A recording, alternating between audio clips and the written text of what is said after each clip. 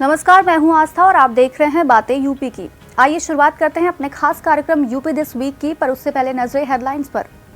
लखनऊ के para badminton coach को Padmashri, para खिलाड़ियों को करते हैं प्रशिक्षित। टिकाना में खेला जाएगा दिव्यांग cricket world cup. Bharat, Pakistan, Australia और इंग्लैंड सहित 8 टीमें खेलेंगी टूर्नामेंट। लखनऊ में डेंगू मलेरिया से बचाएंगी मछलियां, तालाबों और झीलों में छोड़ने की तैयारी।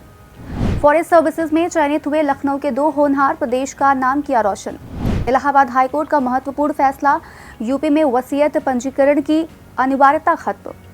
यूजीसी नेट जून सेशन परीक्षा के लिए एप्लीकेशन डेट एक्सटेंड, अब इस तारीख तक कर सकते हैं आवेदन। ग्रेटर नोएडा में यूपी इंटरनेशनल ट्रेड शो का होगा आयोजन। पिछले साल हुआ था पहला संस्करण आयोजित। और अब खबरें विस्तार से। हाल ही में भारतीय पैरा बैडमिंटन टीम के कोच गौरव खन्ना को पद्मश्री पुरस्कार से सम्मानित किया गया है। लखनऊ के रहने वाले गौरव खन्ना कई खिलाड़ियों को ट्रेनिंग देते हैं, जिनसे सीखकर कई खिलाड़ी पैरा बैडमिंटन में ओलंपिक पुरस्कार जीत चुके हैं। इसमें राजकुमार, मनोज सोनकर, प्रमोद भगत को अर्जुन अवार्ड दिया जा चुका है। साल 2000 में एक सड़क हादसे में गौरव आंशिक रूप से दिव्यांग हो गए थे, लेकिन उन्होंने ट्रेनिंग बंद नहीं की। उन्होंने वर्ष 2004 में स्पेशल बच्चों को प्रशिक्षित करना शुरू किया और साल 2011 में हुए एशिया मूक बधिर चैंपियनशिप में वे एशियन टीम के कोच चुने गए। वर्ष 2014 में वे भारतीय पैरालंपिक कमेटी की ओर से टीम इंडिया के कोच चुने गए। इससे पहले उन्हें यश भारती, गुरु गोविंद सिंह पुरस्कार, मार्क ऑफ एक्सीलेंस पुरस्कार से यूपी सरकार द्वारा सम्मानित किया जा चुका है। लेते हैं आज की दूसरी खबर। देश में पहली बार दिव्यांग खिलाड़ियों के वर्ल्ड कप का आयोजन किया जा रहा है। खास बात यह है कि ये लखनऊ के कान्हा स्टेडियम में नवंबर 2024 में दिव्यांग खिलाड़ियों का वर्ल्ड कप खेला जाएगा। इसमें कई देशों की टीमें शामिल होंगी। इस वर्ल्ड कप में दुनिया भर की 8 टीमें प्रतिभाग करेंगी, जिसमें एशिया से श्रीलंका, अफगानिस्तान, बांग्लादेश, ऑस्ट्रेलिया, इंग्लैंड, पाकिस्तान और नेपाल की टीमें शामिल होंगी। जानकारी के लिए बता दें कि भारतीय दिव्यांग क्रिकेट परिषद यानी TCCI BCCI की सपोर्टेड बॉडी है, जो भारत में दिव्यांग क्रिकेट के लिए शासी निकाय है। ये दिव्यांग खिलाड़ियों के लिए क्रिकेट को बढ़ावा देने और उन्हें अंतर्राष्ट्रीय स्तर पर प्रतिस्पर्धा करने का अवसर प्रदान करती है। डेंगू मलेरिया से बचाव के लिए शहर के सभी तालाबों और झीलों में गंबूजिया प्रजाति की मछलियां छोड़ी जाएंगी। ये मछलियां डेंगू मलेरिया के लार्वा को खाएंगी, ताकि संक्रमण का खतरा कम हो सके।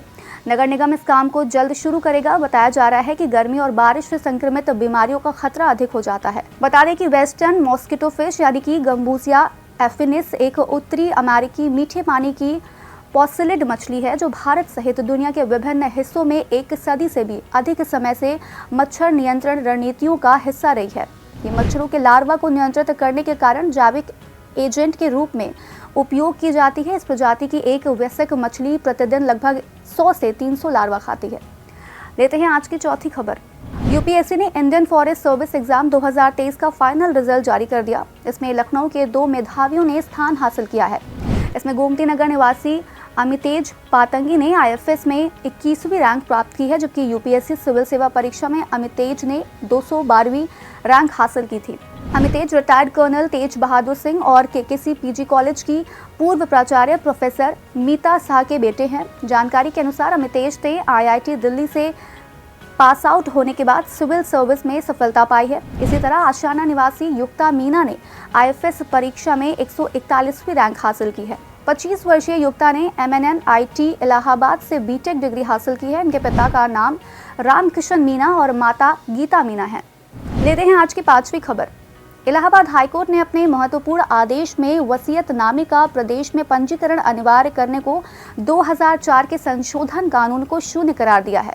साथ ही उत्तर प्रदेश जमींदारी विनाश एवं भूमि सुधार अधिनियम की धारा 169 की उपधारा 3 को रद्द कर दिया है। कोर्ट ने इस संशोधन कानून को भारतीय पंजीकरण कानून के विपरीत करार दिया है और कहा है कि प्रदेश में वसीयत का पंजीकरण अनिवार्य नहीं होगा। संशोधन कानून से सरकार ने 23 अगस्त 2004 से वसीयतनामे का पंजीकरण अनिवार्य कर दिया था। अब हाईकोर्ट ने कहा है कि वसीयत पंजीकृत नहीं है तो वह अवैध नहीं होगी। लेते हैं आज की अगली खबर। नेशनल टेस्टिंग एजेंसी यानी NTA की ओर से राष्ट्रीय पात्रता परीक्षा जून 2024 यानी UGC नेट के लिए आवेदन की अंतिम तिथि एक्सटेंड कर दी गई है। ऐसे अभ्यर्थी जो किसी कारणवश तय तिथियों में आवेदन करने से चूक गए हैं, उनके लिए ये एक सुनहरा मौका है। अब अभ्यर्थी 15 मई 2024 तक इस एग्जाम में शामिल होने के लिए अप्लाई कर सकते हैं। आवेदन पत्र एनटीए की ऑफिशियल वेबसाइट ugcnet.nta.ac.in पर जाकर भरा जा सकता है। अगर किसी अभ्यर्थी से एप्लीकेशन फॉर्म भरने में गलती हो गई है तो उसको सुधार करने का मौका मिलेगा। आवेदन में सुधार के लिए करेक्शन विंडो 18 मई से 20 मई तक खुली रहेगी। पिछले नोटिस के अनुसार यूजीसी नेट को 16 जून से 18 जून तक स्थानांतरित किया गया था। आयोग ने ये निर्णय इसलिए लिया कि यूपीएससी सीएसई की परीक्षा भी 16 जून को आयोजित होने वाली है और ऐसे में दोनों परीक्षाओं में टकराव हो सकता है। लेते हैं आज की 7वीं और आखिरी खबर। उत्तर प्रदेश सरकार ने आधिकारिक तौर पर यूपी इंटरनेशनल ट्रेड शो 2024 की तारीखों की घोषणा कर दी है, जो 25 सितंबर से ग्रेटर नोएडा में एक महत्वपूर्ण 5 दिवसीय कार्यक्रम होगा। प्रदेश सरकार इसके लिए मंच तैयार कर रही है। बता दें कि अगले 5 साल में ट्रिलियन इकोनॉमी का लक्ष्य रखा गया है। ऐसे में इस व्यापार शो को एक व्यापक मंच के रूप में डिजाइन किया गया है, जो वैश्विक स्तर पर उद्योगों, व्यवसायों और कई क्षेत्रों के पेशेवरों के बीच बातचीत की सुविधा प्रदान करेगा। यूपी इंटरनेशनल ट्रेड शो 2024 के जरिए विनिर्माण यानी कि मैन्युफैक्चरिंग, टेक्नोलॉजी, कृषि, कपड़ा, स्वास्थ्य सेवा और पर्यटन जैसे उद्योगों की एक विस्तृत श्रृंखला को कवर करने के लिए तैयार किया गया है। इसका उद्देश्य कंपनियों को अपने उत्पादों और सेवाओं को प्रदर्शित करने के लिए B2B यानी कि बिजनेस टू बिजनेस और B2C यानी कि बिजनेस टू कंज्यूमर दोनों अवसर प्रदान करना है। ये पहल न केवल संभावित भागीदारों के साथ नेटवर्किंग की अनुमति देती है, बल्कि क्षेत्र के भीतर व्यावसायिक संभावनाओं की खोज के रास्ते भी खोलती है। और अब चलते चलते एक नजर डाल लेते हैं देश दुनिया की कुछ अन्य अहम खबरों पर। रूस के राष्ट्रपति व्लादिमीर पुतिन ने मिखाइल मिशुस्टिन को देश के प्रधानमंत्री के रूप में फिर से नियुक्त किया है। उन्होंने रूसी कानून के मुताबिक 16 जनवरी 2020 में पहली बार प्रधानमंत्री पद संभाला था। Defence research and development organisation यानी DRDO ने एयर ब्रीदिंग इंजन के लिए लिक्विड रैमजेट फ्यूल बनाने में सफलता हासिल की है। Defence materials and stores research and development यानी DMSRDE ने इस फ्यूल का सफल परीक्षण किया है। टेक कंपनी गूगल ने भारत में एंड्रॉयड यूजर्स के लिए प्राइवेट डिजिटल वॉलेट लॉन्च किया है। इस ऐप में users debit card, credit card, event ticket और पास सहित अन्य चीजों को स्टोर करके इस्तेमाल कर सकते हैं। केरल सरकार के हेल्थ डिपार्टमेंट ने राज्य में वेस्ट नाइल फीवर को लेकर अलर्ट जारी किया है। राज्य के कोझिकोड, त्रिशूर और मल्लपुरम में 6 मामले सामने आए हैं और 1 की मौत हुई है। ब्रिटेन की फार्मा कंपनी एस्ट्राजेनेका ने दुनिया भर में अपनी कोविड-19 वैक्सीन की खरीद बिक्री बंद करने का फैसला किया है। कंपनी अब वैक्सीन की मैन्युफैक्चरिंग और सप्लाई नहीं करेगी। तो बस आज कार्यक्रम में इतना ही। कार्यक्रम में दी गई जानकारी आपको कैसी लगी कमेंट सेक्शन में जरूर बताइएगा। ऐसी ही और खबरों के लिए देखते रहें और करते रहें बातें यूपी की।